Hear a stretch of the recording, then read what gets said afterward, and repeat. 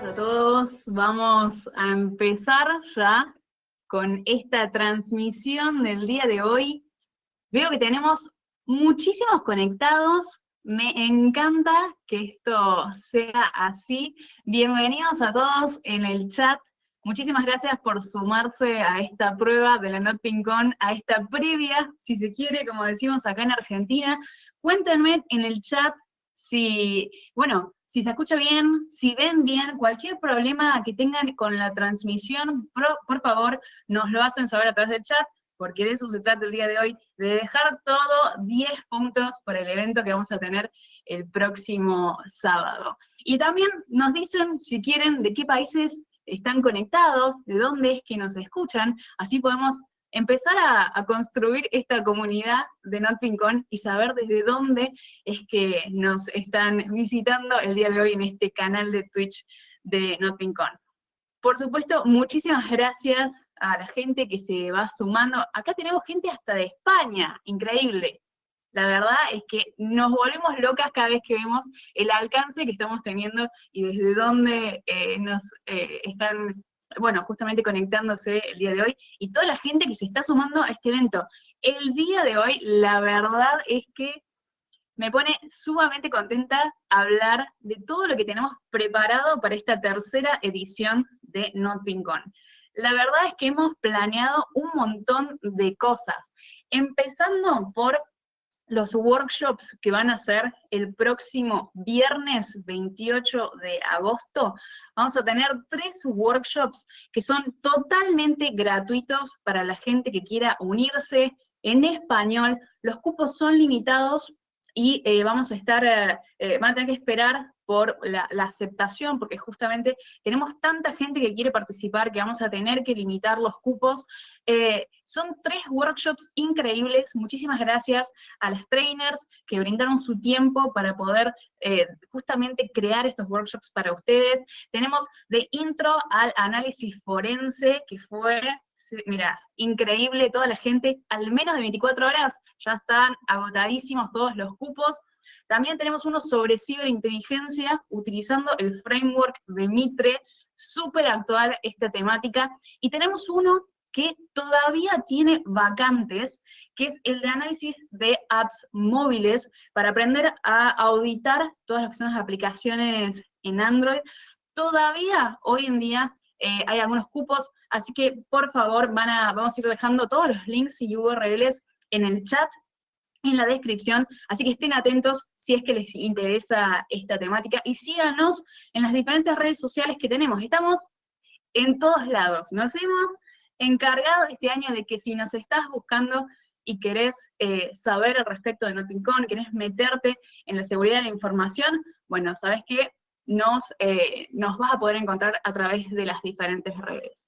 Y la verdad es que la conferencia en sí también se viene cargadísima de actividades.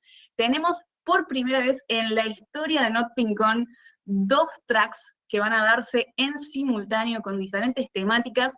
Tenemos 17 charlas de más de 20 speakers de diferentes países. Van a ser charlas en español y en inglés, pero no se preocupen quienes no hablen inglés, porque también vamos a tener traducción en vivo a través de nuestro servidor de Discord.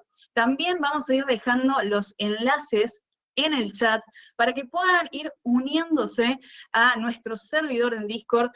Van a tener, por supuesto, acceso limitado hasta el día de la conferencia, pero ya van a poder ir interactuando.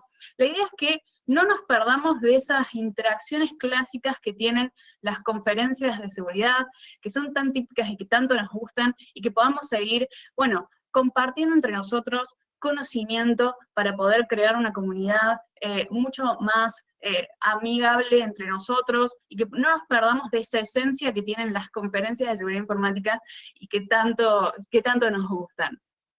También además vamos a tener 2 actividades de Capture the Flags. Sé que hay muchísimos ahí que son fanáticos de los Capture the Flags. Bueno, vamos a tener 2 CTFs que vamos a estar abriendo durante la próxima semana, así que de nuevo, por favor, síganos a través de nuestras redes sociales para estar atentos al momento en que abran los CTFs y ya puedan comenzar a jugar.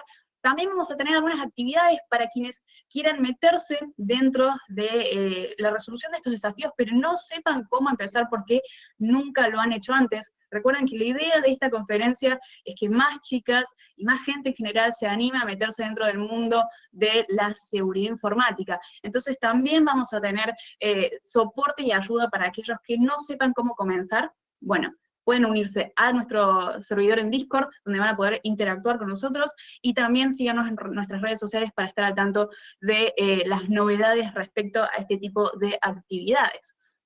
También esto, por supuesto, todas estas actividades que vamos a estar planeando no podrían llevarse a cabo si no fuera con la ayuda de todos nuestros sponsors.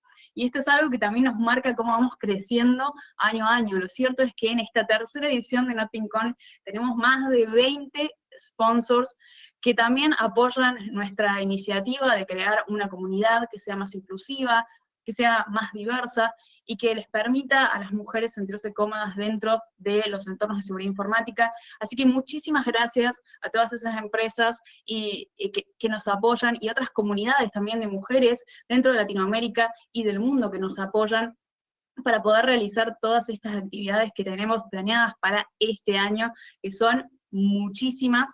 Y recuerden que la inscripción está abierta, es libre y gratuita, la pueden acceder a través de notpincon.eventbrite.com.ar. De nuevo, los links y todas las URLs están dentro del chat, y allí pueden inscribirse para que nosotros podamos después enviarles todos los comentarios y enviarles los enlaces a través de los cuales se pueden ir sumando a las diferentes actividades. También vamos a tener premios para aquellos que vayan participando en el Discord. No, es una locura. La verdad que el nivel de organización que hemos tenido este año es increíble. Muchísimas gracias a todos aquellos que nos apoyaron, a quienes fueron a los eventos en años anteriores, y que hoy en día muchos también están del otro lado de la pantalla, haciéndonos el aguante también en el día de hoy, mientras estamos probando todo, dejando todo perfecto, para que el día del evento ustedes puedan disfrutar lo más posible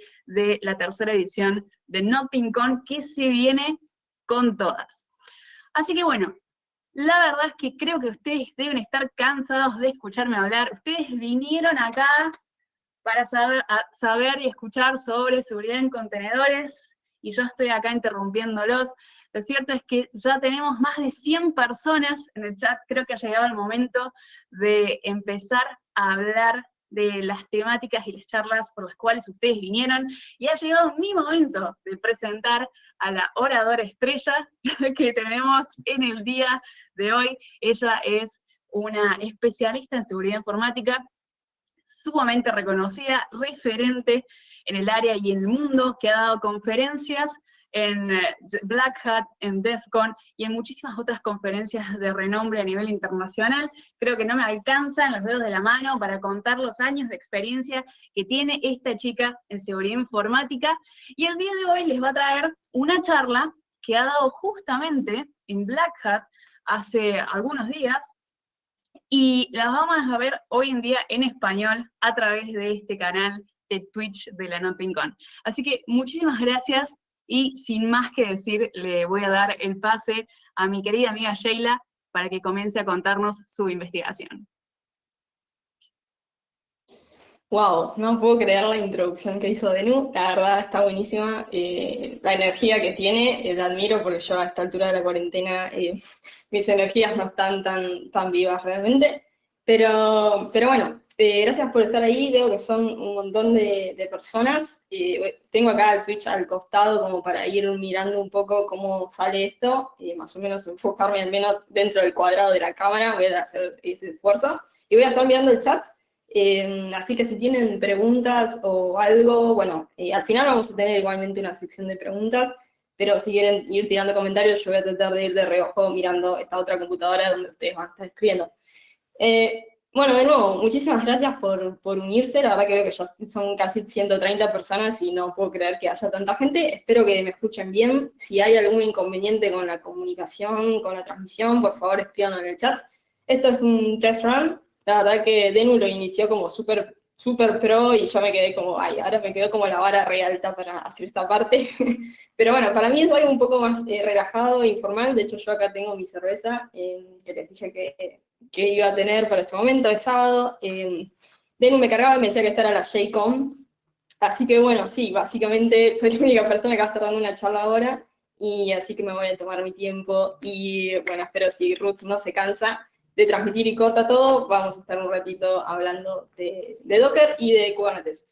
Así que creo que, bueno, que Denu ya les contó un montón sobre la conferencia en sí, así que yo no me voy a saltar esa parte y voy a arrancar directamente con la charla. Ahí se ven los slides, bien Ruth ahí a full. Hay un delay como de 30 segundos que a mí como que me vuelve un poco loca. Yo no estoy acostumbrada a dar charlas de esta manera, creo que es la primera vez que lo doy.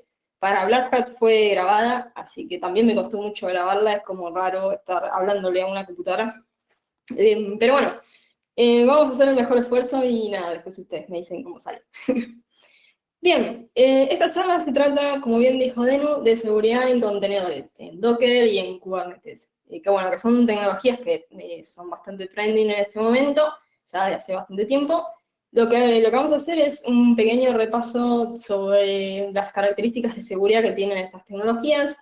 Algunas por ahí no son tan conocidas. Quizás, a diferencia de otras tecnologías que no se pensaron, no se diseñaron pensando en seguridad, estas sí, por lo cual si uno, digamos, activa estas características o las configura, estos features que vamos a ver en la charla, le puede dar un nivel de seguridad bastante bueno. Así que bueno, de eso se trata esta pequeña charla. Como dijo Denu, la di en Black Hat y bueno, ahora la voy a dar acá en este test run para el NotBeacon. Normalmente, no sé, bueno, si hay alguien de la ECO por ahí conectado, yo normalmente las charlas que doy en Black Hat las doy después en la ECO. Esta vez me pareció que no mandé SFP a la ECO, perdón, pero es que me pareció que esta charla era demasiado defensiva. Yo normalmente doy charlas del lado ofensivo, es la primera vez que hablo de la parte de defensa, lo cual es como raro. Lo hice porque me parece que mucha gente habla de lo que son ataques a Docker, escaparse del sandbox, romper Kubernetes y demás, pero nadie estaba hablando de lo que era la parte de seguridad, ¿no? De cómo asegurar estos entornos. Entonces dije, bueno, vamos a hablar de eso, y así fue como, bueno, es la primera charla del lado defensivo que doy. Es una excepción, a mí me gusta romper cosas, voy a seguir rompiendo cosas, así que nada, esto es simplemente una excepción a mis reglas temporales. Bueno, a ver si esto pasa de slide allá. Bueno, creo que la gente que se unió lo habrá visto en mi Twitter, así que supongo que ya me conocen, pero bueno, me presento rápidamente, me llamo Sheila, mi Twitter es una piba geek, que en algún momento lo voy a tener que cambiar a una vieja geek, pero bueno, por ahora tengo 25 años todavía, así que creo que la puedo seguir tirando un poco más de esta manera. Trabajo como Head of Research para Dreamlab, es una compañía suiza, yo trabajo para el branch suizo remotamente desde mi casa, desde acá de Argentina, y bueno, me dedico a seguridad ofensiva, hago research, pero desde el lado ofensivo siempre, excepto esta vez, que hice algo de defensa. También soy programadora, empecé más que nada con lo que es assembly para microcontroladores y microprocesadores, C, Python, ahora estoy bastante con Go también, que me gusta mucho. Y como bien dijo Denu, di un par de charlas por ahí, di 3 charlas en Black Hat Briefings, también en DEF CON, en ICO. Dar charlas es algo que disfruto, así que bueno, acá estamos. Y relacionado a lo que vamos a hablar ahora, estoy mirando ahí, Sheila haciendo una charla de defensa, que faltó una pandemia global. Muy bueno el chiste. Sí, ya sé que es rarísimo. De hecho, toda la gente me dijo que haces dando una charla de defensa.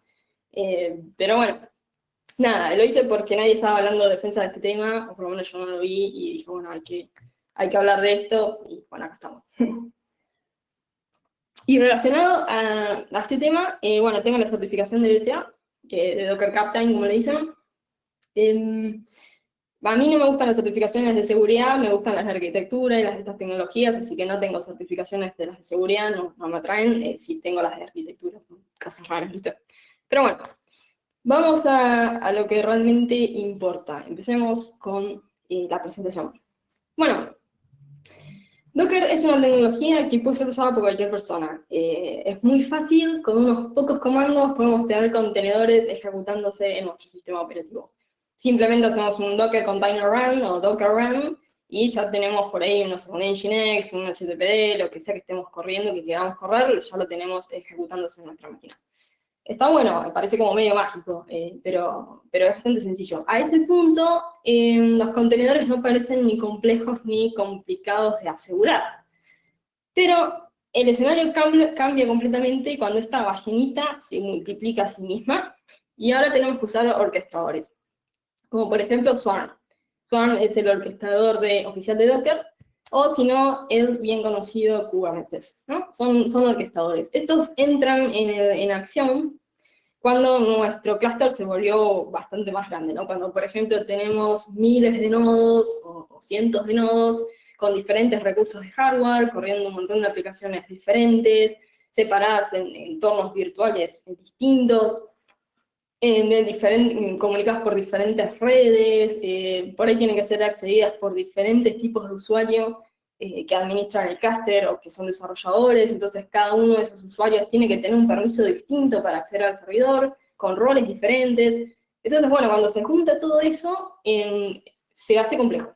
Y una frase que a mí me gusta mucho es que la complejidad es el peor enemigo de la seguridad.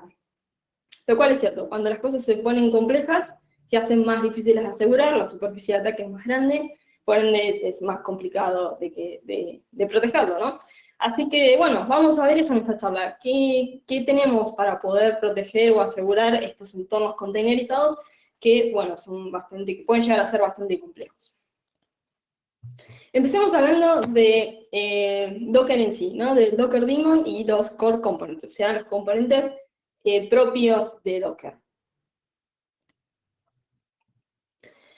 Si alguno se instaló Docker alguna vez, seguramente se dio cuenta de que el daemon corre como root. El Docker daemon por defecto corre como root en el sistema operativo. Tenemos la posibilidad existe, digamos, un rootless kit que nos permite correr ese daemon como un usuario sin privilegios. Hay una suerte de prerequisitos que necesitamos poder cumplir, que los pueden ver en este link. Se congeló mi mouse, pero bueno, quedó la flechita ahí congelada, no sé si ustedes la ven. Pero bueno, en ese link se pueden encontrar las diferentes requisitos para cada uno de los sistemas operativos del host. Para lo que es basado en Debian, como Ubuntu, por ejemplo, no es necesario nada en particular. Una vez que ya tenemos cumplidos esos requisitos, instalar el rootless kit es súper sencillo. Tenemos que descargarlo como primer paso. Se descarga desde ese link que ven ahí, porque no está dentro de lo que es la instalación oficial. Una vez que lo descargamos y ejecutamos, tenemos que exportar estas tres variables de entorno. Esto es porque el daemon que corre como root escribe o lee y escribe en paths que un usuario sin privilegios no tiene permisos. Entonces, tenemos que especificar estos nuevos paths donde este usuario no privilegiado ahora sí puede leer y escribir. Y finalmente ejecutamos el daemon con estos parámetros. Con eso ya tendríamos el Docker daemon corriendo como rootless, ¿sí? Pues lo que vamos a hacer para verificar que efectivamente es así es ejecutar el comando docker info, y en las security options deberíamos ver ese, como está marcado en la imagen, ese rootless que aparece ahí, ¿sí? Si el daemon está corriendo como rootless, vamos a ver esa frase ahí. Bien, si podemos correr el daemon como rootless está buenísimo, pero hay que tener en cuenta que tiene ciertas limitaciones, ¿sí? Hay cosas que, está como en versión experimental, hay cosas que todavía no funcionan. Por ejemplo, yo creo que una de las cosas más críticas es que en Swarm, que es la parte del entorno de producción que vamos a ver más adelante, no soporta, por ejemplo, la red overlay, el driver overlay de network para el networking. Y eso, bueno, es bastante crítico. Pero bueno, si estas limitaciones están documentadas y si no afectan a nuestro entorno, a lo que nosotros estamos haciendo, entonces es definitivamente recomendable utilizarlo. Bien. Respecto del Docker Socket. Bueno, el socket escucha por request de la API puede escuchar, digamos, vía tres diferentes tipos de socket: Unix, TCP y FD. Por defecto, el socket que se crea es un Unix socket. En este path que ven ahí, /run/docker socket. Lo dije en inglés. Bueno. En mi mente esta charla se va reproduciendo en inglés, en realidad, porque yo la vi así y ahora tengo que traducir a español en en tiempo real y, bueno, si metan una palabra en inglés, perdón.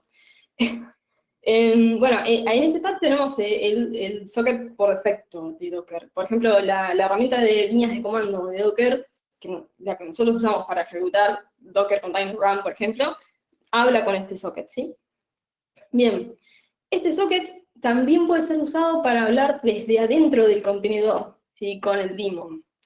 Y, por ejemplo, lamentablemente es una práctica muy común. Si buscamos en GitHub, este Docker socket, cuando es montado, digamos, dentro de los contenedores, en distintos Docker files, vemos que hay casi 270.000 proyectos que lo hacen, ¿sí? Que hacen un bind mount, o sea, un contenedor puede tener volúmenes, esos volúmenes pueden ser un part del host bindeado dentro del contenedor, y tenemos casi 270.000 proyectos que hacen esto. Es una práctica muy peligrosa porque este socket habla con el daemon, o sea que cualquier atacante que comprometa a ese contenedor puede hablar con el daemon, ejecutar comandos y puede tomar control del host. Así que tratemos de evitarlo. Si podemos evitar esta práctica, muchísimo mejor. Yo sé que hay veces que no se puede o que se complica porque, por ejemplo, el clásico escenario de Jenkins, en un entorno de CI/CD necesita poder hablar con el daemon de Docker para poder crear contenedores. Entonces, en ese escenario es uno de los más comunes donde se hace este bind mounting del SOC, ¿no?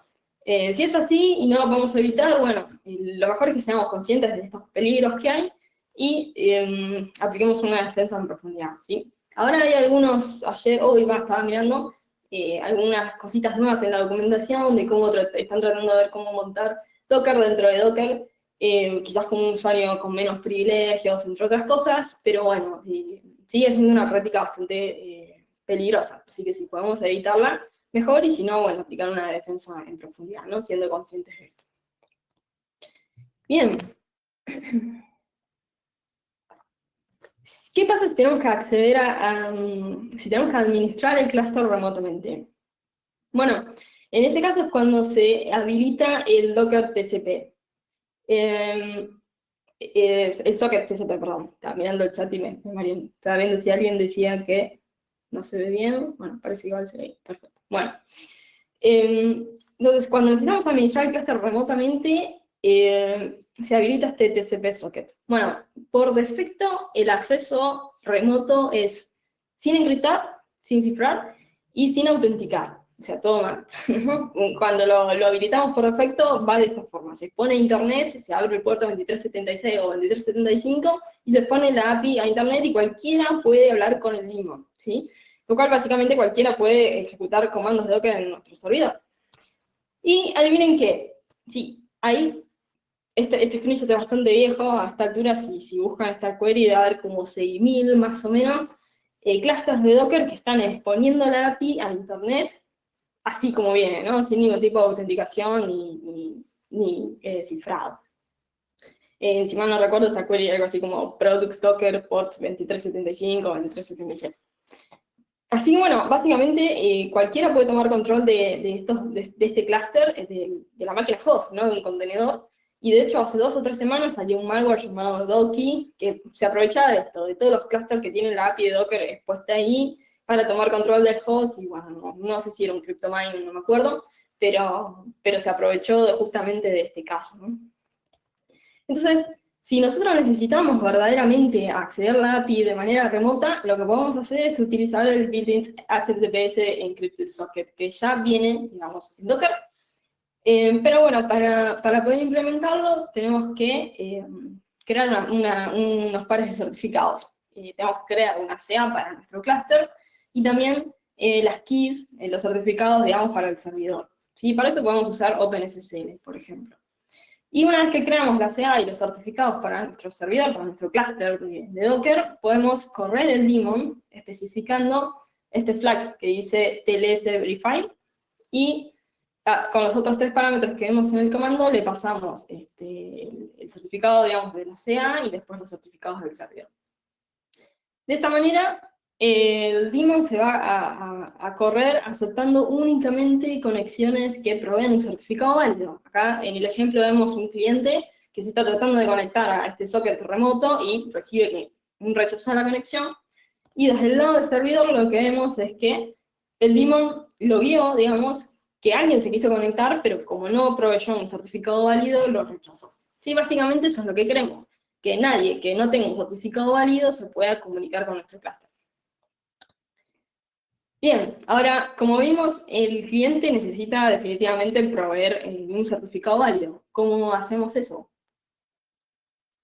Bueno, para el cliente tenemos que crear los certificados también. Podemos usar OpenSSL, crear un certificado para el cliente, que podemos usar nosotros, tratando de acceder a nuestro propio clúster, y ese certificado tiene que estar firmado por la CA que queramos para el clúster.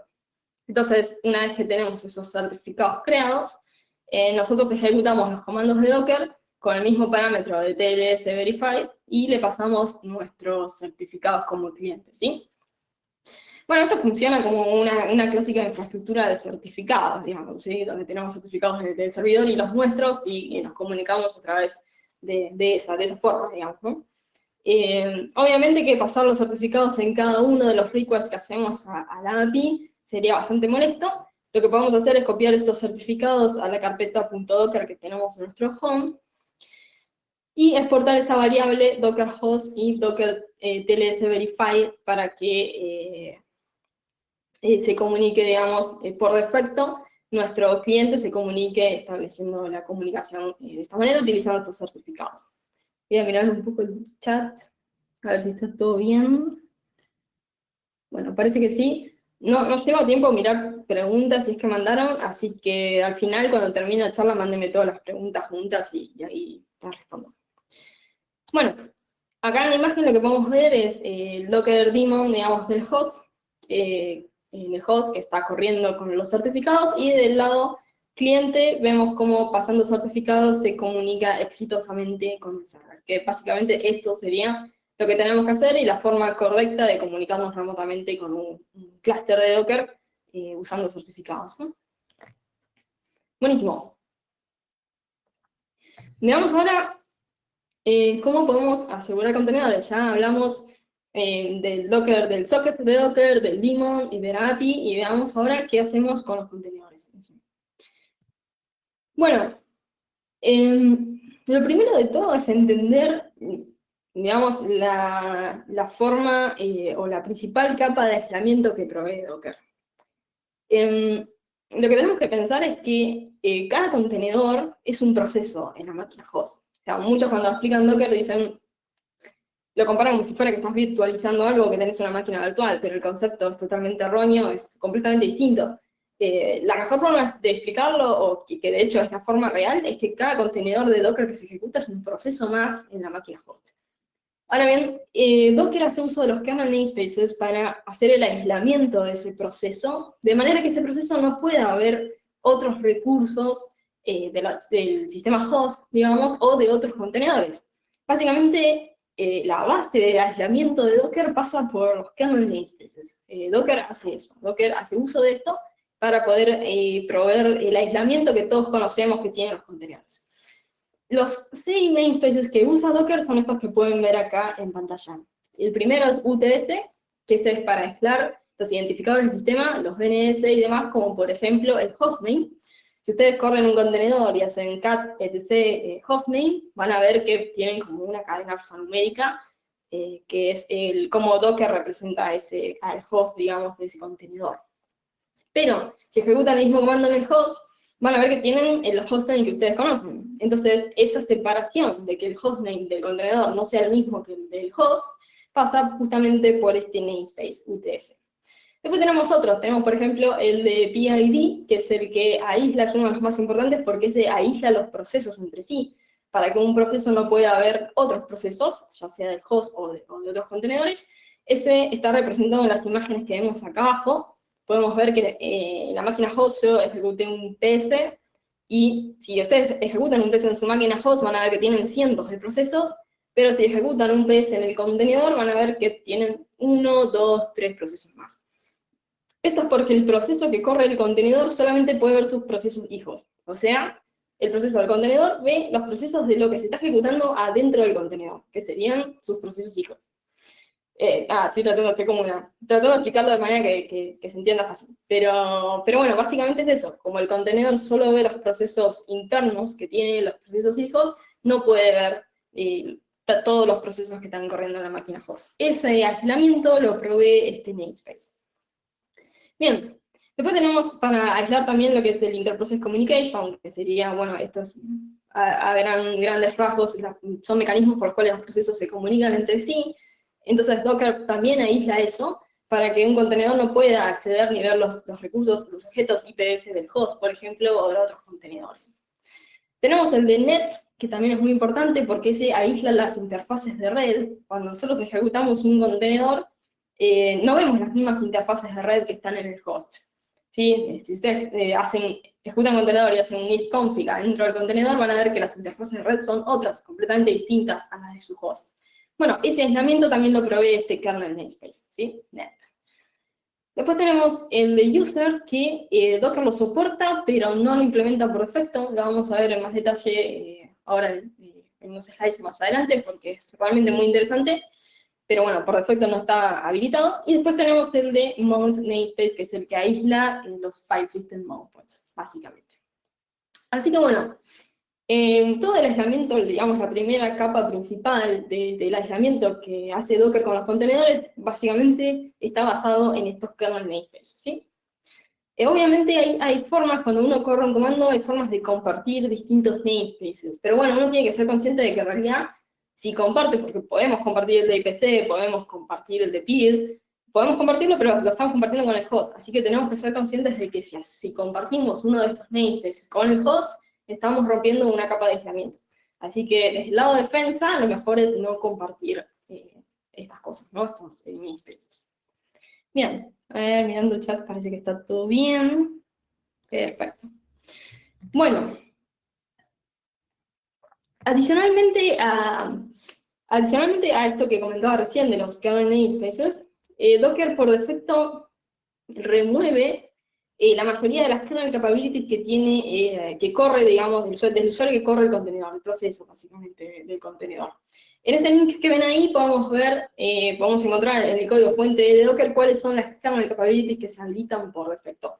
Pero también tenemos otra forma muy fácil de verlo, que es usando el comando get pickups. Mi mouse se congeló, me encantaría poder señalar algo, pero bueno, así que hoy... No, ustedes no lo ven, no sé por qué. Bueno, si ven en el screenshot ese que está ahí, hay un comando que dice get pickups y le paso el ID del proceso. Bueno, esa es una manera que podemos hacer o utilizar para ver cuáles son las capabilities del proceso del contenedor, ¿sí? Esas que ven ahí son las que vienen por defecto, las que están habilitadas por defecto. Que, bueno, Docker realmente remueve unas cuantas, pero trata de mantener cierta compatibilidad, ¿no? Porque si sacamos todas, puede que algunas aplicaciones no funcionen. Ahora, el escenario completamente contrario es cuando ejecutamos un contenedor con este flag que ven ahí que dice privileged, ¿sí? Se puede ejecutar un contenedor privilegiado. Y cuando hacemos eso, lo que cambia es que todas las capabilities están habilitadas por defecto. Entonces, si hacemos un get pickups ahora, van a ver que básicamente tenemos como 3 veces más de capabilities habilitadas, ¿sí? Básicamente hacer esto, correr un contenedor privilegiado, es romper todas las capas de aislamiento. Si ustedes corren un contenedor privilegiado, pasar al host son 2 comandos, ¿sí? Se puede acceder al file system del host. Así que tengan presente eso, que si corren un contenedor privilegiado, están corriendo el proceso directamente en el host, sin ningún tipo de aislamiento. Así que sepan que es complicado, y desde el lado del atacante siempre es una buena cosa para chequear, desde adentro se puede saber, para básicamente pasarse al file system del host. Bueno. Esto de poder, de las capabilities, nos permite hacer cosas bastante interesantes y manipularlos un poco. Como dije, por defecto son las que vimos en el slide anterior, pero Docker nos permite hacer un cap drop all y remover todas las capabilities. Pero como decía, si removemos todas las capabilities, probablemente la aplicación no funcione. Tenemos que ver cuáles son las capabilities que necesita nuestra aplicación. Por ejemplo, un ejemplo bastante común, si estamos corriendo un Nginx o un HTTPD, un servidor web, seguramente necesitemos abrir el puerto 80. Y ese es un puerto privilegiado, ¿sí? Los puertos menores a 1024 son puertos privilegiados. Así que Si sacamos todas las capabilities, no va a poder el proceso abrir ese puerto. Entonces, lo que vamos a hacer es, como ven acá en pantalla, ejecutar el Docker Container Run, bajar todas las capabilities y después agregar a mano una por una las que necesita nuestra aplicación. Entonces acá podemos ver el ejemplo del Apache, estamos corriendo un Apache, y vemos que se corre correctamente, ¿sí? Que se ejecuta bien, siempre y cuando le agreguemos esta capability de CapNet Bind Service, que es la que permite bindear o abrir o exponer un puerto privilegiado. Entonces, si ahora usamos el comando getPickups para ver las capabilities de este proceso, del proceso HTTPD que está corriendo, vemos que la única capability que está habilitada es la que nosotros le indicamos. Así que bueno, es algo a tener en cuenta que podemos hacer como para ser un poco más minuciosos en los permisos, ¿verdad? Bien. Ahí mirando el chat. Bueno, ya se me hace un poco imposible seguir el chat. Veo como que hablan un montón, así que no sé. Y no sé si me están bardeando, si están enojados, si están contentos, pero yo sigo. Bueno, otra cosa. Los contenedores comparten el kernel con el host. Obviamente, como ya dijimos, los contenedores son procesos en la máquina host. Así que el kernel está compartido entre los contenedores y el host. Entonces, lógicamente, no vamos a querer que ciertos contenedores puedan ejecutar algunas system calls, ¿sí? Al kernel. Por defecto, Docker, si setcom existe, en el host lo habilita, ¿sí? Lo toma con un perfil por defecto. Setcom, para si alguien no sabe, es un kernel feature, una característica del kernel, que básicamente, así explicándolo rápido, determina si un proceso puede o no hacer una system call basado en un perfil que se le aplica a ese proceso. Por defecto, como ya dije, Docker usa un perfil por defecto que es restrictivo, pero tiene cierta compatibilidad amplia, porque si bloqueamos una system call que una aplicación necesita, no va a funcionar. Así que creo que, si mal no recuerdo, Docker admite unas 300 system calls por defecto. Pero si nosotros queremos, podemos pasar un perfil custom, ¿sí? Usando ahí, como ven, en el slide, esta security option, y pasarle el path al perfil .json, que es el formato para setcom, para aplicárselo a este contenedor en particular. Entonces, si queremos, podemos crear un perfil de setcom específico para la aplicación que corre en este contenedor. No es tan sencillo hacerlo. Por ahí, no es que no sea sencillo, sino que por ahí lleva bastante trabajo porque tenemos que tracear todas las system calls que hace nuestra aplicación. Y si le pifiamos en una, no pusimos una, la aplicación no va a funcionar. Una tool bastante interesante que encontré es esta que es Setcom Gem, que la encontré por ahí en GitHub, que lo que hace básicamente es usar strays, que bueno, sería lo más común para ver qué system calls hace determinada aplicación y nos genera un perfil de setcom que puede ser usado en Docker.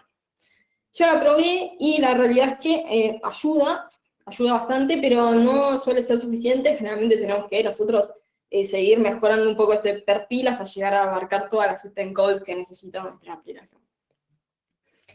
Pero bueno, es algo a tener en cuenta que está bueno poder aplicarlo si queremos.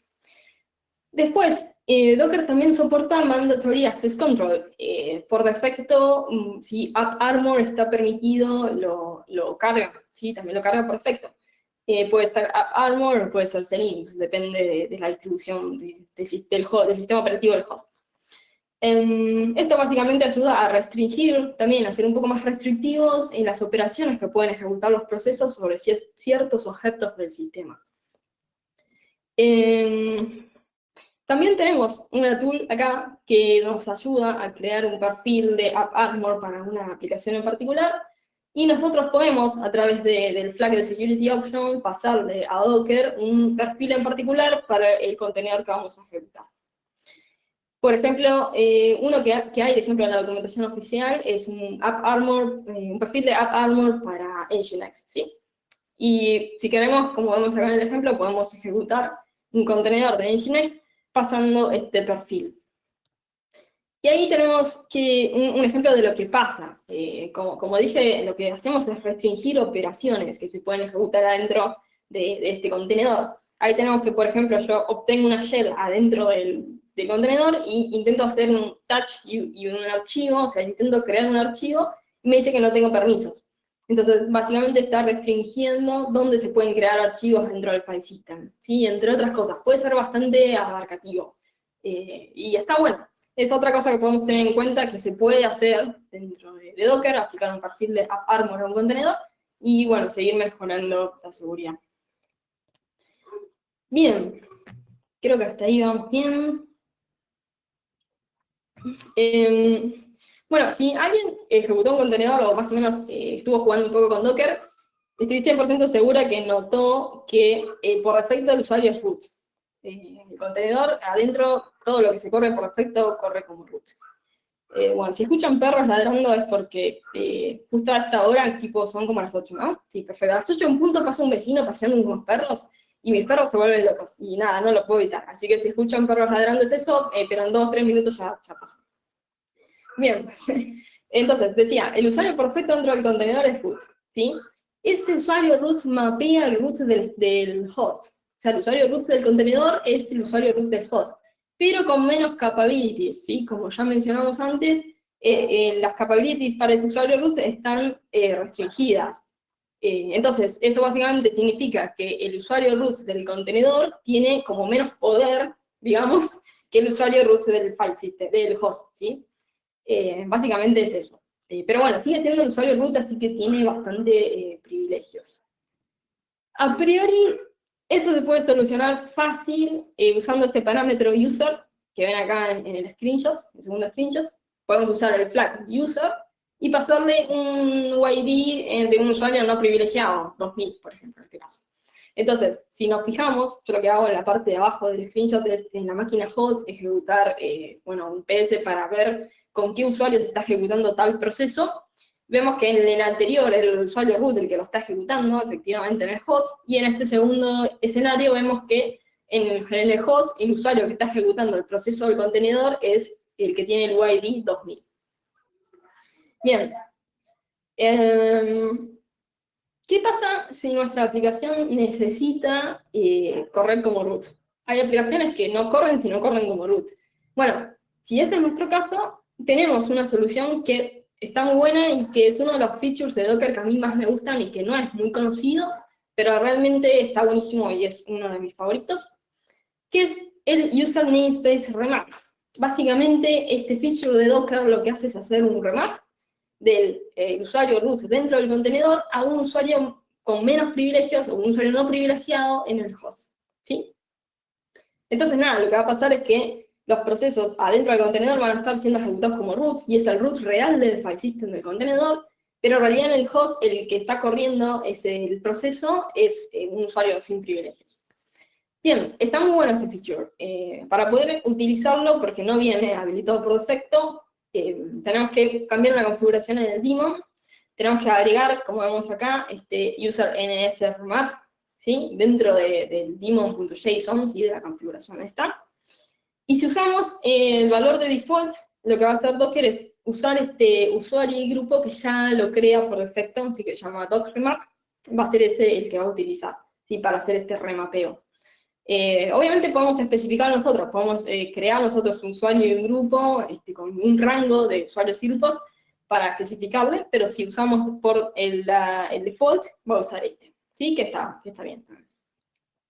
Entonces, cuando tenemos esta configuración seteada y la guardamos y reiniciamos el daemon, lo que va a pasar es que cuando ejecutemos un container de nuevo, un contenedor nuevamente, vemos que el usuario dentro del contenedor es root, sigue siendo root, pero fíjense en la parte de abajo del screenshot, el usuario que está ejecutando el proceso en realidad no es root, tiene el UID del usuario docremap. Así que básicamente en el host, quien está ejecutando el proceso no es un usuario privilegiado. Así que bueno, nada, está bastante interesante. Vamos a ver un videito de esto. Me parece que está bueno verlo. No sé cómo va a salir la transmisión del video, pero nos haga bien. Ahí lo que vemos es que, bueno, tengo configurado esto en el daemon, ¿sí? Y estoy ejecutando una imagen de Nmap. Quienes usan Nmap saben que el parámetro "-o" se tiene que ejecutar como root, ¿sí? Ese parámetro no se puede ejecutar si no estamos como root. Entonces, en el contenedor es root, pero si chequeamos ahora en el host quién está corriendo el proceso de Nmap, podemos ver que es el usuario de Docker, ¿sí? Este usuario docremap. Así que bueno, lo que vemos en el video es que la aplicación funciona, ¿sí? El comando de nmap se ejecutó sin ningún inconveniente. Y bueno, la parte interesante es que el proceso de nmap en realidad en el host se estaba ejecutando como un usuario no privilegiado, ¿sí? Ese es el punto, básicamente. Es cierto que tiene también algunas limitaciones, tiene algunas limitaciones. Por ejemplo, si hay una API de la cual no hablé ahora, pero así como está la API que habla con el daemon de Docker, también está la API del registro. Muchas veces en entornos de producción, que es digamos, muy común, se utiliza un registro privado propio. Si esa API que habla con el registro está expuesta a internet, generalmente en el puerto 5000, y cualquiera puede hablar de esa API, se puede bajar las imágenes, meterles alguna cosa rara, por ejemplo, que ejecute una shell inversa, y volverla a seguir al registro. Entonces, si se ejecuta nuevamente un contenedor que hace un pull de esa imagen, se va básicamente a infectar con lo que sé que hayamos puesto. Básicamente eso se conoce como el envenenamiento de imágenes. Entonces, está bueno usar todo esto de las firmas para asegurarnos de que la imagen que estamos utilizando es la que el desarrollador creó y no una imagen envenenada con algo, ¿no? Y esto es bastante fácil de hacer. Desde el lado de desarrollador, solamente tenemos que exportar esta variable que vemos acá y usar el comando docker trash para generarnos una key. Una vez que ya tenemos esa key, eso se ejecuta una sola vez. Podemos agregarnos como signers, ¿sí? Como desarrolladores que pueden firmar a un repositorio específico. Una vez que se ejecutaron estos comandos, cada vez que hagamos un push de una imagen, se va a firmar y después se va a pushar, como podemos ver acá en el screenshot. Así como lo ven, funciona perfecto para Docker Hub. Si estamos usando un DTR, que sería en Docker Enterprise, un registro privado, Enterprise, hay que configurarlo en la interfaz de DTR. Pero también se puede y bueno, es recomendable hacerlo. Desde el lado del consumer, o sea, desde el usuario sigue usando las imágenes normalmente. Lo que puedo hacer, que es recomendable, es exportar igualmente la variable de Docker Content Trash para que solamente pueda hacer un pool de imágenes firmadas. Lo que vemos en el screenshot es que una vez que se exporta la variable, el usuario intenta hacer un pool de una imagen que no está firmada, entonces vemos este error que está ahí marcado en rojo, remote trash data doesn't exist, es porque esa imagen no está firmada, entonces no puede hacer un pool. Pero después vemos que intenta hacer un pool de la imagen demo que firmamos en el paso anterior y la descarga sin problema. Así que bueno, es otra feature que está bueno tener en cuenta. Bien, pasemos a los orquestadores, finally. A mí me gusta más hablar de los orquestadores, ¿sí? Después vamos a hablar de Swarm y después vamos a hablar de Kubernetes. Swarm, creo que ya lo dije al principio de la charla, pero si alguien no escuchó, es el orquestador oficial de Docker, ¿sí? Los orquestadores entran en acción cuando pasamos a un entorno de producción, donde ya tenemos un par de nodos, puede ser un par de nodos o pueden ser cientos de nodos, y ya tenemos que aplicar, bueno, una administración de todo eso en un entorno productivo. Entonces ahí ya empiezan a usar los orquestadores. Veamos algunas características interesantes de lo que es seguridad en estos orquestadores, empezando por Swarm. Lo primero que vamos a hablar es de la parte del aislamiento de las redes. Es muy interesante cómo se maneja, súper interesante cómo se manejan las redes dentro de estos clusters, ¿sí? Donde tenemos un montón de nodos corriendo diferentes servicios, ubicados en diferentes nodos, pero conectados todos entre sí. Es realmente súper interesante cómo lo manejan, ¿sí? Hay muchos protocolos de red nuevos también metidos ahí, que es muy interesante de investigar. Lo que es Swarm, se usa un driver que se llama Overlay, que es el que se ocupa de comunicar servicios a través de, digamos, como ven ahí en el screenshot, Scope Swarm, o sea, a través de todo el clúster completo.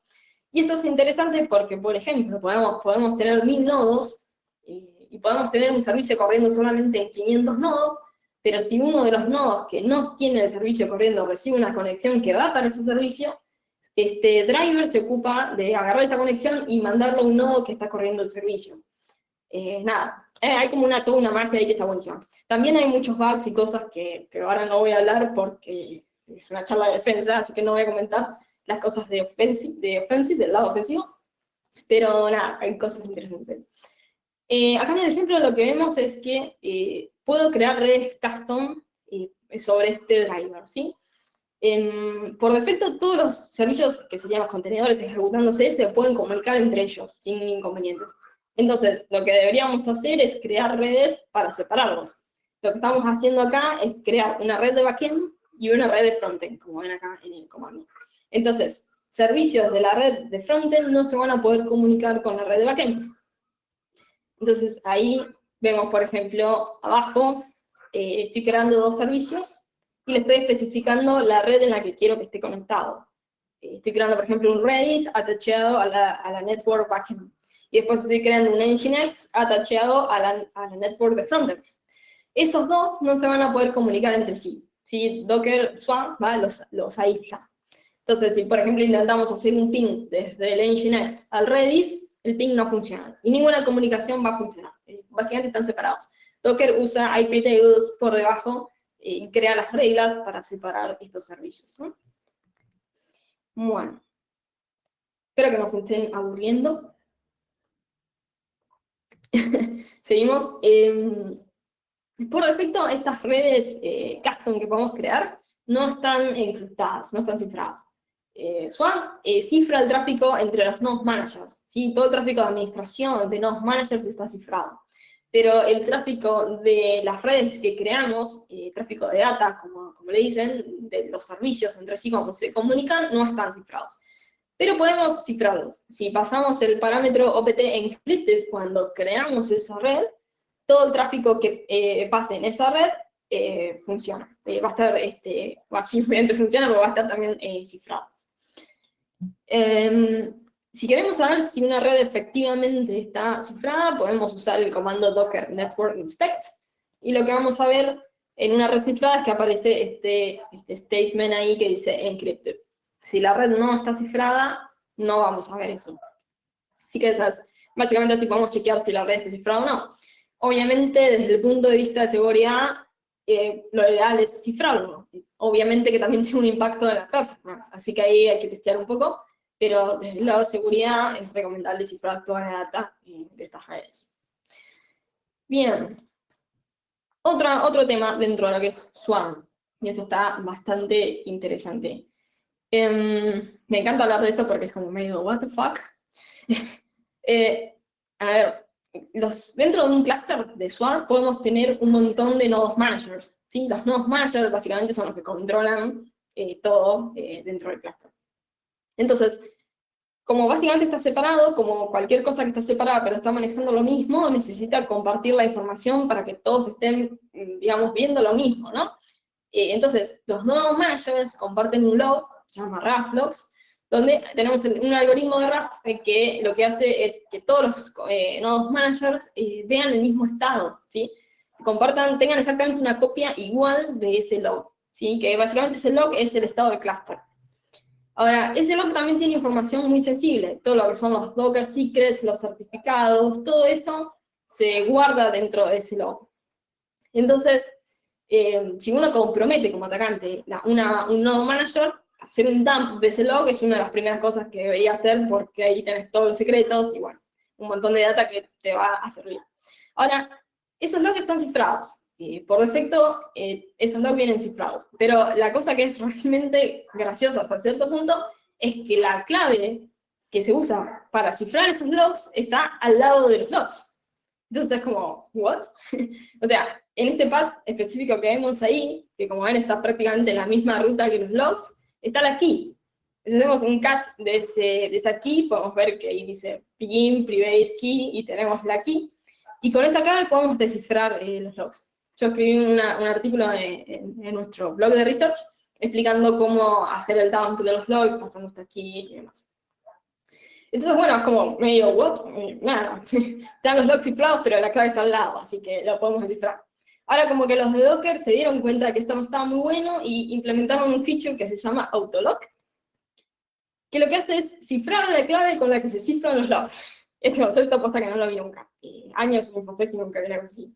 Pero bueno, nada, los flacos inventaron esto y dijeron, bueno, vamos a crear este feature, y uno cuando inicia el cluster de Swarm lo puede especificar, o si ya está creado puede ejecutar el comando que ven ahí, de docker swarm update autolock true, y en ese momento se cifra la clave que vimos recién. ahí ven la comparación en el screenshot que ahora dice Begin Encrypted Private Key.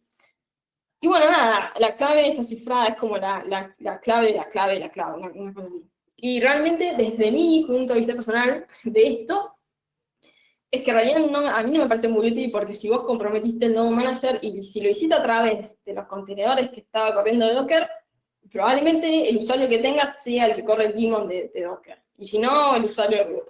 Es como que nada, no me parece una medida demasiado efectiva. Pero bueno, lo comento porque qué sé yo, tampoco está de más. No, mi perro está re loco. Nada, perdón por el ruido. Debe ser que el vecino volvió. Pasó antes, pasó y volvió a pasar para volver. Bueno, llegado a un punto, podría pasar que nuestro clúster sea más complejo y que escale, y entonces podríamos llegar a utilizar Docker Enterprise, ¿sí? Que tiene algunos features adicionales, para ya cuando el clúster se pone un poco más complejo. Mi consejo desde el lado de DevOps es que si llegamos a este punto en el que ya necesitamos aplicar airbag y un montón de features para controlar un clúster más complejo, para mí es el punto perfecto para mirar a Kubernetes. A mí me gusta, por lo menos en lo personal, muchísimo más cómo Kubernetes maneja toda la parte de airbag y toda la parte de roles, que eso lo vamos a ver ahora. Me gusta mucho más cómo lo hace, pero es cierto que requiere conocimiento de cómo se crean los YAMLs en Kubernetes, mientras que en Docker Enterprise tenés un panel web, como este que ven acá, y uno elige, que crea, digamos, toda una interfaz visual, asigna los roles y demás.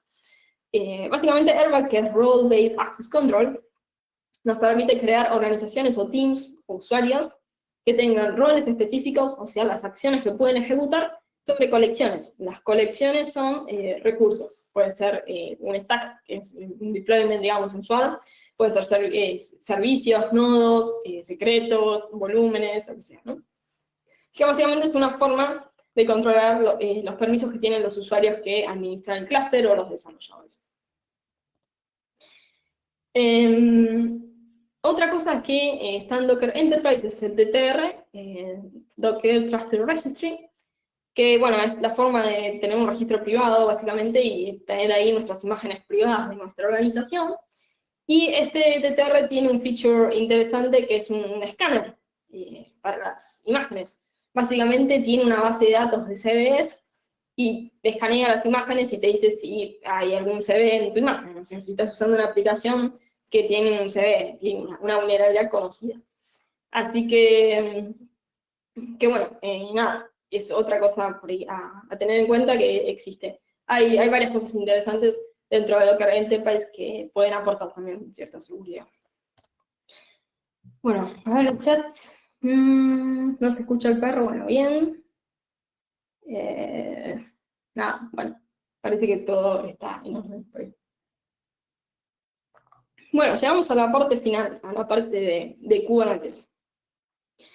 No sé, bueno, por ahí, yo creo que la mayoría usa Docker, ya usar Kubernetes seguramente tenga que ver un poco con el trabajo que hagan. ¿Qué es? A ver si hice el mouse. El mouse no lo puedo mover, no sé si yo no lo veo, vale. Pero me quedó frisado en el mismo lugar y no lo puedo mover más. No sé, tampoco quiero esforzarme mucho a moverlo porque tengo miedo que se caiga todo. Bueno, nada, lo que decía es que estimo que si hay gente que conoce Kubernetes seguramente tenga que ver un poco con el trabajo que hacen. Yo me metí a hacer research en realidad por el lado de seguridad y bueno, terminé aprendiendo bastante de Kubernetes en sí. Ahora me seguí también por sacar la certificación de Kubernetes.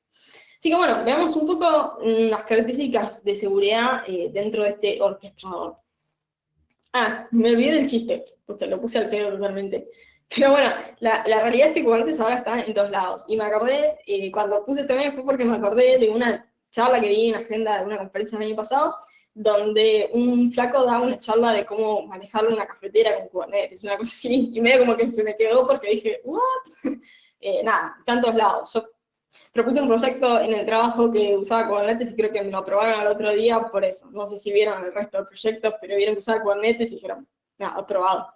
Así que nada, está Kubernetes en todos lados, es como una super tendencia desde hace rato, así que nada, está bueno para investigarlo, para romperlo y para ver cómo se puede proteger.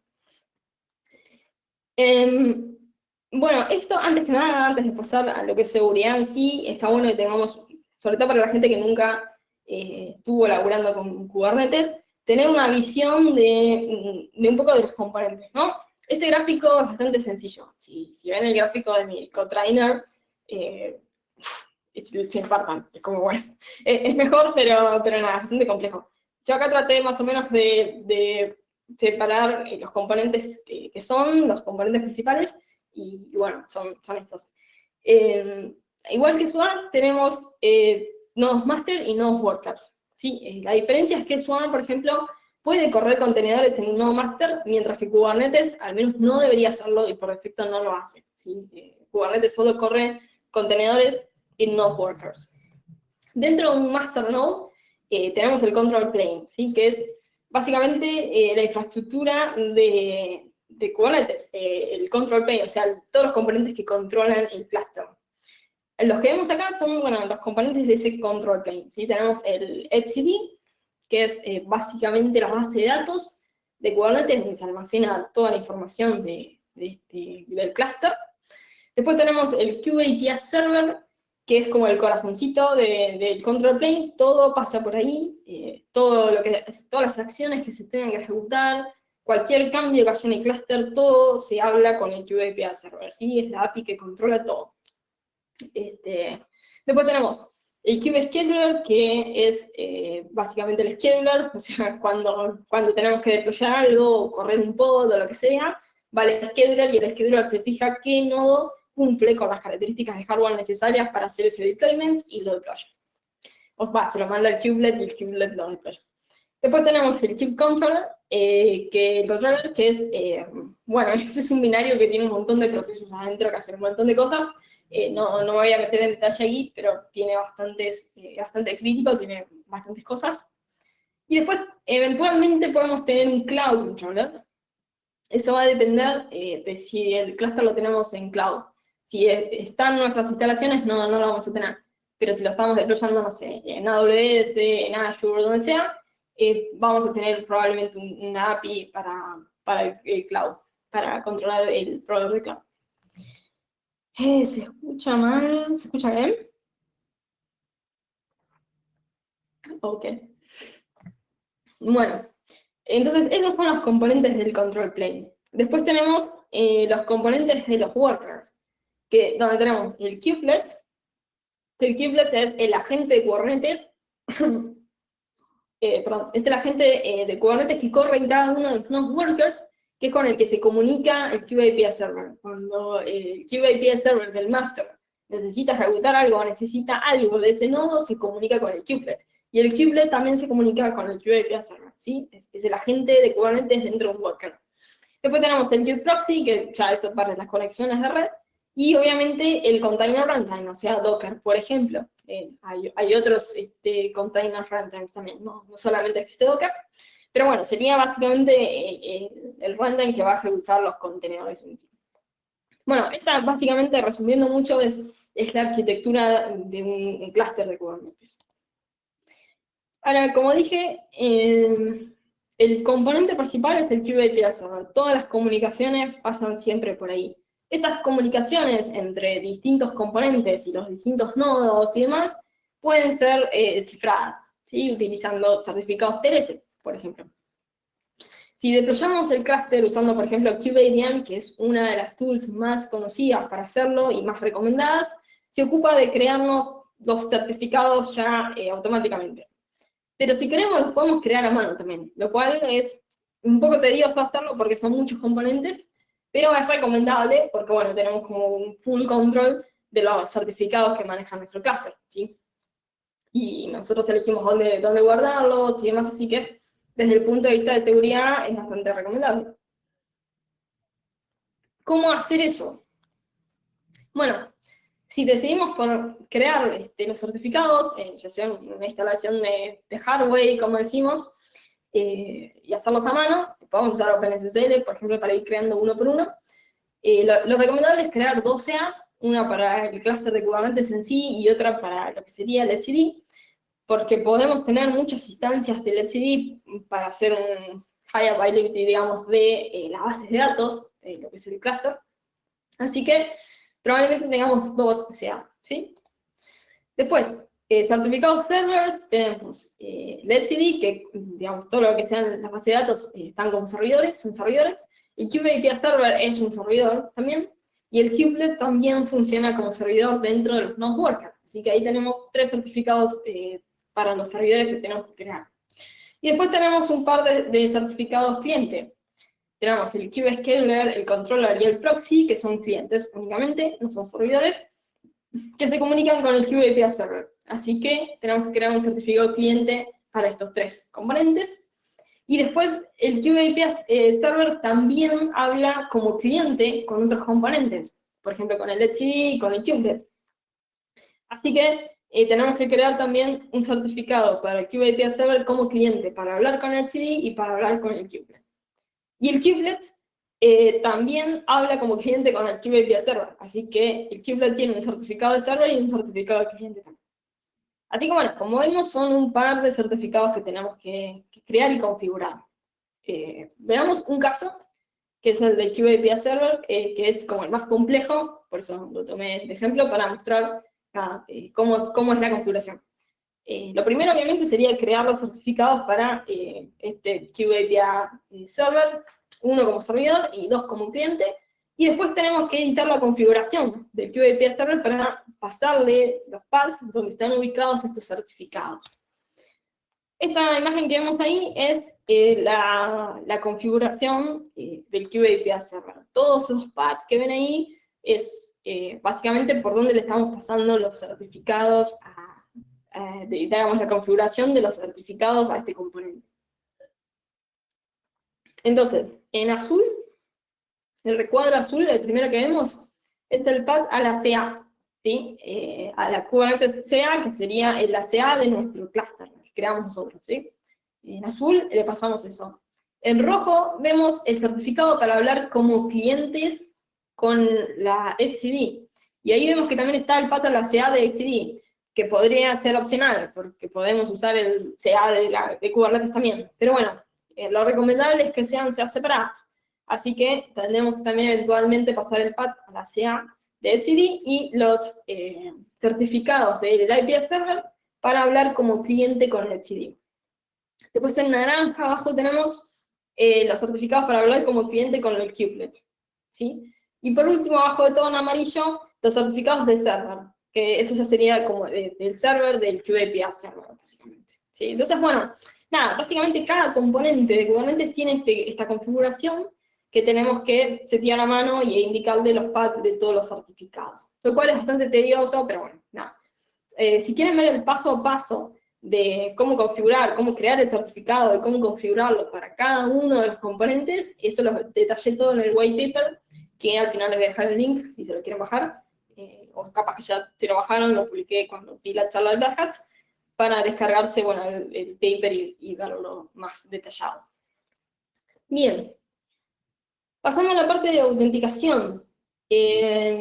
Kubernetes, para lo que sería la autenticación contra la API, soporta distintos mecanismos. Soporta BASIC, ¿sí? Con un usuario y password o un token. También soporta certificados TLS. Y también soporta LDAP, Kerberos y otros protocolos de este tipo, ¿sí? Entonces, obviamente tenemos que tratar de evitar usar BASIC. No es lo más recomendable, no es seguro. Así que lo ideal sería usar certificados TLS también para la autenticación, así como hicimos con Docker, por ejemplo. Y dependiendo quizás del tamaño de nuestra organización, si nuestra organización es muy grande, entonces seguramente nos convenga ir por el DAP o Kerberos o otros protocolos de ese tipo, ¿sí? Si vamos a usar certificados TLS, el primer paso es crear el certificado para el usuario, así como lo hicimos en su momento para Docker. Bueno, sería lo mismo acá, crear el certificado para, por ejemplo, el usuario administrador, crear la clave, generar una clave, con este comando que vemos acá, estoy usando OpenSSL como ejemplo. Después, generamos el certificado, el signing request, o sea, generamos ese request que tiene que después ser firmado por la CA del clúster. Y acá tenemos un detalle interesante e importante, que es que si el usuario para el cual que está generando el certificado es administrador, entonces En el organization del subject, cuando creamos este certificate signing request, tenemos que especificar, como dice ahí, system masters. Eso es porque Kubernetes toma el valor del campo de organización como grupo. Y están los grupos ya definidos dentro de Kubernetes, y el grupo System Master es el grupo que tiene mayores privilegios dentro del clúster, o sea, el grupo de administradores, ¿sí? Entonces, si el usuario es administrador, tiene que especificar en la organización este System Masters ahí, ¿sí? Para que Kubernetes lo reconozca y le dé los permisos que corresponden. Entonces, como último paso es firmar ese request, ese certificado de request, usando la CA, el certificado de la CA de nuestro clúster. El output de ese comando va a ser el certificado que tiene que usar el administrador o el usuario para conectarse, autenticarse, digamos, contra la API. ¿Sí? Que puede ser una API que esté expuesta remotamente. Bien. Obviamente se pueden pasar los certificados en cada request a la API, como pasaba en Docker, pero también, al igual que en Docker, tenemos un archivo de configuración. En este archivo de configuración, que es como el que vemos acá en este screenshot, tenemos para especificar los certificados y la información del clúster. Y son todos array, o sea, podemos tener en un mismo archivo de configuración un montón de clústeres distintos, con un montón de usuarios distintos, con distintos certificados y distintos contextos. El contexto es básicamente qué usuario accede a qué clúster. Entonces, en clúster especificamos la CA del clúster y la dirección del clúster, ¿sí? Dónde está el kube-ps server, ¿sí? Y dónde está la API expuesta, en qué puerto. Después, en la parte de user, especificamos nuestro certificado, por ejemplo, admin CRT, que sería el output del último comando que ejecutamos, y nuestra clave, ¿sí? Certificado de la clave. Y en contexto indicamos que este usuario admin se va a conectar al clúster denominado K8S cluster. De esta manera, cuando nosotros tenemos un comando para elegir el contexto, cuando estamos ejecutando comandos kubectl, que es el cliente, digamos, de Kubernetes, es kubectl va y se fija este archivo de configuración y sabe, de acuerdo a qué contexto elegimos, qué usuario con qué certificados tiene que usar para conectarse a un determinado clúster. Bien, ya me acabé la cerveza, así que me voy a poner un poco más de mi latita. Mientras tanto miro el chat. Salud, gracias. Bien. Bueno, sigo. Respecto de la autorización, ya no queda mucho. Yo creo que Ruth está sufriendo del otro lado porque está transmitiendo esto y pobre. Ya no sé cuánto tiempo voy, pero ya terminamos. Respecto de la autorización, al igual que más cerveza para Sheila. Al igual que la autenticación, para la autorización Kubernetes soporta un montón de mecanismos distintos. Bueno, por lo menos 4. Node, ABAC, RBAC y Webhook. Node lo utiliza Kubernetes internamente para autenticar los distintos nodos. Para nosotros, como administradores de clúster, para crear roles para nuestros usuarios, lo ideal es que usemos RBAC. Para RBAC hay 4 objetos que tiene Kubernetes. Role, role binding, cluster role y cluster role binding. La diferencia es la siguiente. Crear un role va a aplicar para un namespace específico. En Kubernetes tenemos namespace, hay un concepto de namespace, que es, por ejemplo, podemos tener un namespace de backend, un namespace de frontend, un namespace de desarrollo, uno de producción, y así cuantos queramos. Entonces, los roles solamente aplican para un namespace específico. Entonces, podemos crear un rol, que un rol define acciones a ejecutarse en el namespace de backend, por ejemplo, o de frontend, ¿sí? O de producción. Bueno, el rol, entonces, la diferencia es esa. El rol es namespace, para el namespace.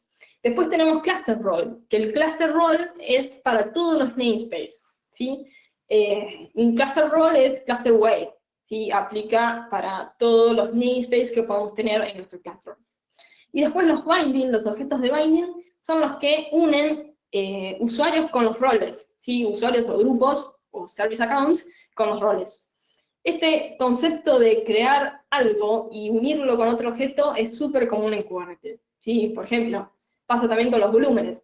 Creamos un volumen y tenemos el persistent volume claim, que es el que une un deployment, por ejemplo, a ese volumen que se creó. Entonces, acá con los roles pasa lo mismo. Tenemos el role o el cluster role y después tenemos bindings que se ocupan de bindear usuarios o grupos a ese rol en particular. Entonces, definiendo o resumiendo, tenemos usuarios o grupos o service accounts, que son usadas por servicios, roles, que básicamente definen las acciones, si yo puedo obtener los pods, puedo obtener los secrets, los servicios, lo que sea, sobre recursos, que los recursos son básicamente los objetos, recursos del clúster, pods, servicios, secretos y demás. Bien. Acá tenemos un ejemplo de cómo crear un rol y cómo bindearlo. Lo primero que tenemos que hacer es crear un rol. En Kubernetes, si bien uno puede usar, digamos, la definición por línea de comandos, lo más prolijo es usar archivos YAML, ¿sí? Para definir todas las cosas. Que es algo que choca un poco cuando uno viene de Docker, porque uno en Docker está acostumbrado a ejecutar todo por línea de comandos, y cuando pasas a Kubernetes te das cuenta que los comandos de Kubernetes son larguísimos, imposibles de acordarse. Entonces tenés que empezar a usar estos archivos YAML. Y bueno, nada. El rol lo definimos básicamente, como ven acá, en este archivo YAML como kind is role. Y en el rules lo que definimos es, estoy mirando acá el screenshot, en este caso el resource, que sería sobre qué se van a ejecutar las acciones, es pods, ahí podemos tener, no sé, secrets, volúmenes, no sé, lo que sea. Y los verbos son las acciones. Verbs son las acciones. ¿Qué es lo que se puede ejecutar sobre ese recurso? Por ejemplo, si puedes crear, listar, obtener, describir, lo que sea. Hay un montón de verbs distintos, ¿sí? En este caso, este rol en particular, lo que está permitiendo es que se puedan obtener y listar los pods en el namespace backend, ¿sí? Solamente en ese namespace. Bien. Una vez que tenemos el rol creado, lo que tenemos que hacer es crear un role binding, ¿sí? Para especificar a un determinado usuario o un service account o lo que sea, que tiene que estar bindeado al rol que creamos. Entonces, acá lo que tenemos, no me acuerdo si esto estaba marcado, sí, ahí.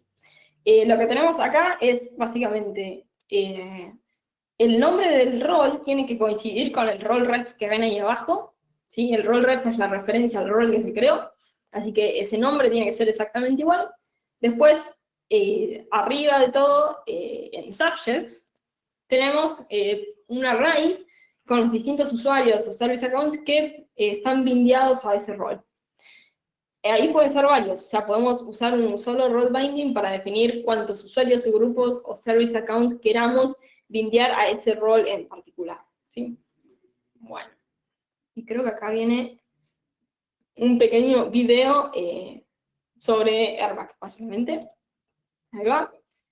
Lo primero que hacemos en el video es crear un namespace llamado backend, ¿sí? Y después tenemos un YAML que tiene este role definition file, que es el que vimos en los slides. Entonces, si lo describimos, el comando describe en Kubernetes es como el comando inspect en Docker, podemos ver que efectivamente el role se creó para el namespace backend y que puede hacer un get y list sobre los pods.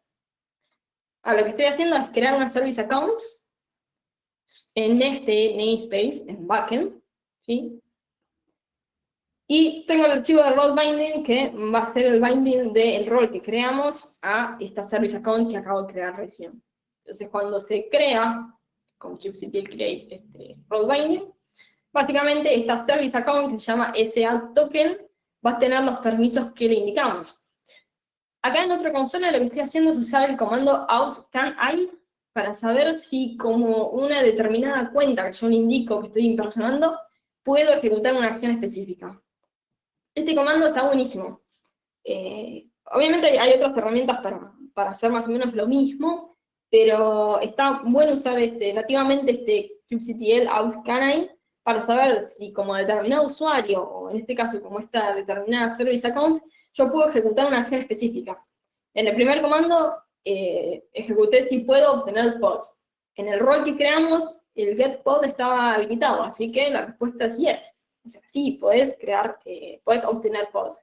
Pero después le pregunté si puedo crear pods como ese service account y me respondió que no. ¿Sí? Entonces, usando este kubectl out canary, yo puedo usar el parámetro as como para impersonar a otra cuenta y saber si puedo o no ejecutar una determinada acción. Así que, nada, está bueno para ver qué permisos tiene determinado usuario o cuenta. Hay otras herramientas para hacer esto de una manera más linda, pero nativamente esta sería la forma. Bien, ya casi terminamos. Casi anteúltimo slide. Otra cosa, otro feature de Kubernetes que está bueno es el Security Context y Security Policies que voy a mencionar. ¿Se acuerdan cuando hablamos de los features de Docker? Por ejemplo, para dropear las capabilities o para especificar un usuario con el cual se va a ejecutar el contenedor. Bueno, todas esas cosas que en Docker las ejecutamos con distintos parámetros se definen en lo que es el Security Context en Kubernetes. Entonces, tenemos dos tipos de Security Context, o dos niveles de Security Context, dentro del definition file de un pod o de un deployment o lo que sea. El primero que vemos ahí es pod level, o sea, a nivel de pod. Eso significa que el security context, las directivas que definamos ahí, se van a aplicar a todos los contenedores en ese pod. Y bueno, ahí como ejemplo lo que tenemos es run as user y run as group.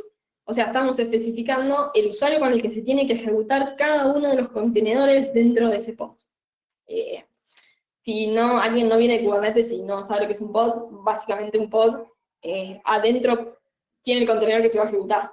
Normalmente es un solo contenedor, pero podría ser más de uno, ¿sí? Bueno, entonces, podemos definir un security context con directivas de seguridad a nivel pod y también a nivel contenedor.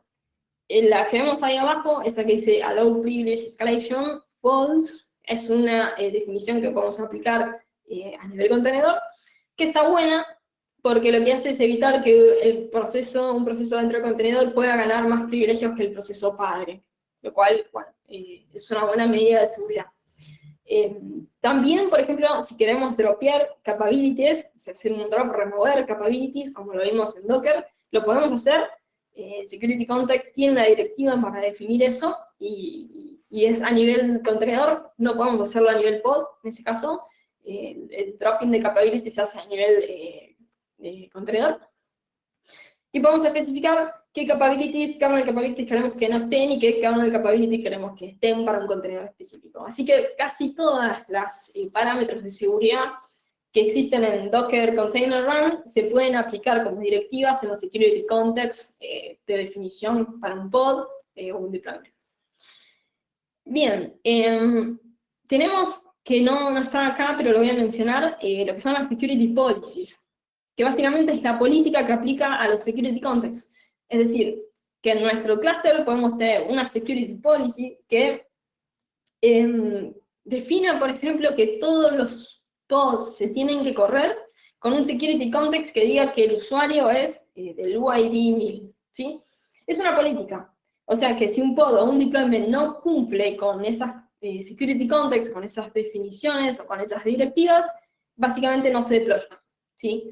Entonces, es muy recomendable que creemos una política, yo en el white paper puse una, que creemos una política bastante buena, como para que, sobre todo si nuestro clúster es muy grande o la organización es muy grande, para que no se puedan deployar pods o deployments que no cumplan con determinados security context, ¿sí? Que no sé, que tenga contenedores que corran como roots, o cualquier otra cosa que no sea buena para la seguridad, ¿sí?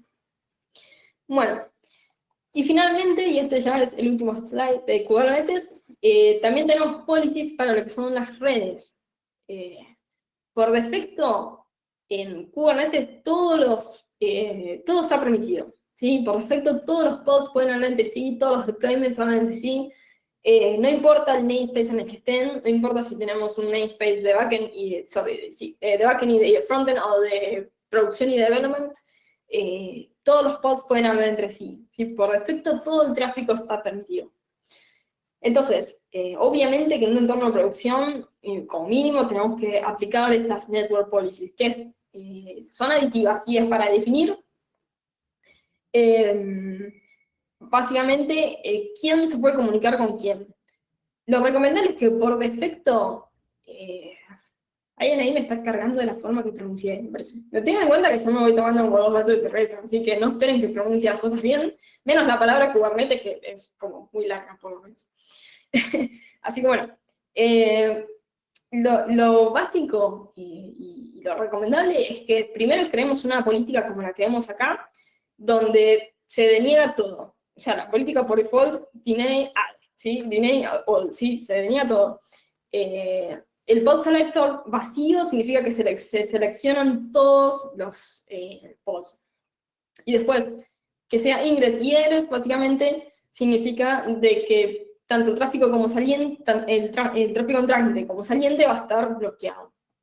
Bueno, una vez que ya tenemos esa política de deny all y no permitimos nada, podemos empezar a crear políticas para permitir, ¿sí? Esa sería como la manera más segura y recomendable de hacerlo, ¿sí? Crear una política bien restrictiva y después elegir quién manualmente se pueda comunicar con quién. Cuando creamos, por ejemplo, algo como esto, este segundo screenshot, donde podemos ver cómo se permite solamente la comunicación de pods dentro de un namespace en particular. Es solo un ejemplo.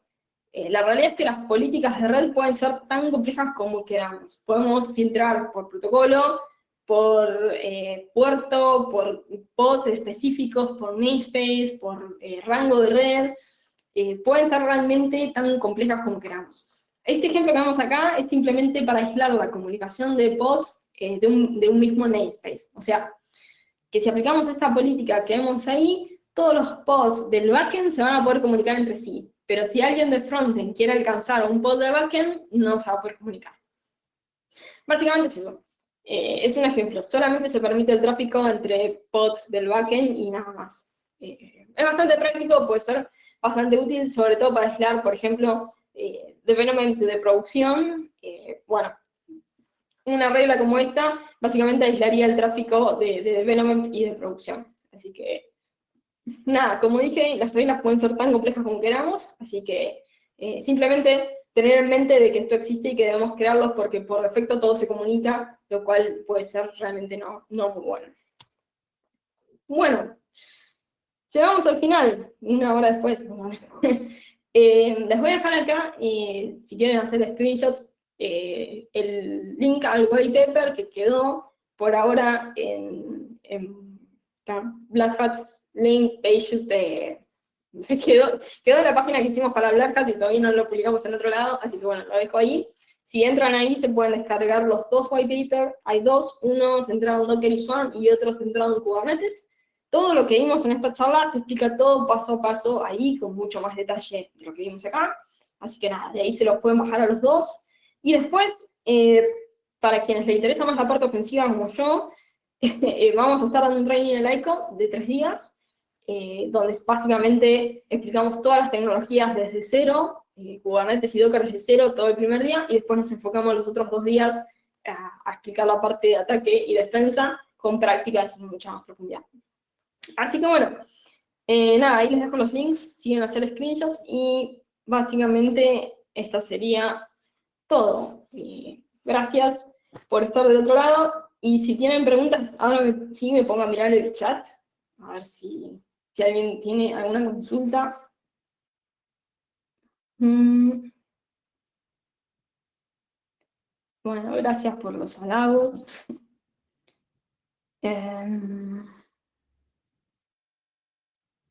Bueno, estuvieron hablando un montón mientras estuve.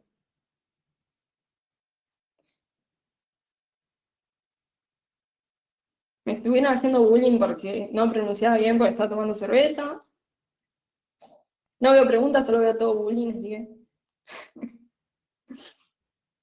Bueno, después voy a leer con más detenimiento. Bueno.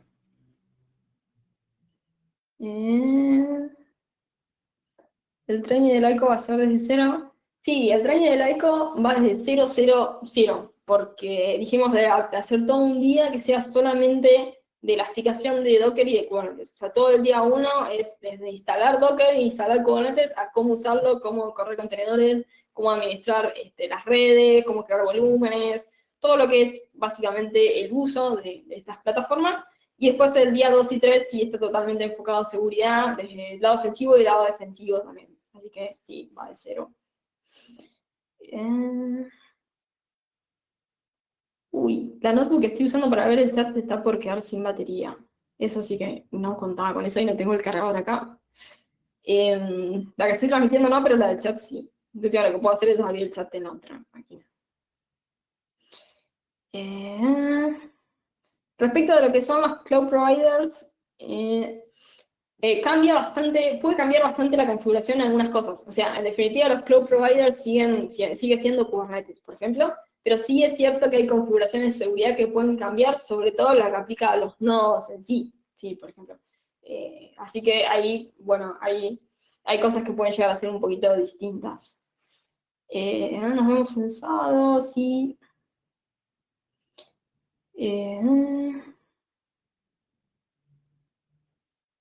Bueno, ahí veo un montón de preguntas. Algunas son más que nada, más de cómo funciona Kubernetes que más del lado de seguridad.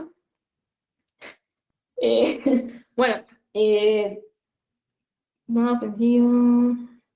El ataque más común contra Docker, bueno, cuando la API está expuesta, por ejemplo, es un ataque bastante común. De hecho, el malware que tuvimos hace 2 o 3 semanas, básicamente hacía eso, atacaba la API que estaba expuesta en Docker para comprometer el host. Así que está bueno proteger eso, las APIs, tanto de registro como de Docker, del socket en sí.